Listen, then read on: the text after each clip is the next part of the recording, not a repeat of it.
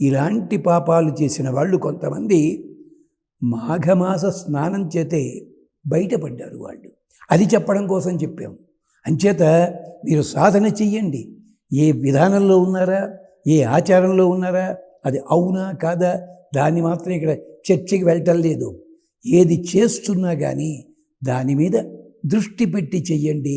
అలా చేస్తున్న వాళ్ళ కోసం అని చెప్పే ఈ మాఘ పురాణంలో అద్భుతమైన కథలు చెప్పారు. ఏమిటో తెలిసినా, ఒకటి అప్సరసలలో ఒక అమ్మాయి ఉంది, తిలోత్తమ అని చెప్పి. ఆ అమ్మాయి ఎలా వచ్చిందో తెలిస్తే ఈ మాఘమాస సాంప్రదాయం గొప్పతనం తెలుస్తుంది. అలాగే ఇంకొక అమ్మాయి ఉంది, ఊర్వశి అని చెప్పి.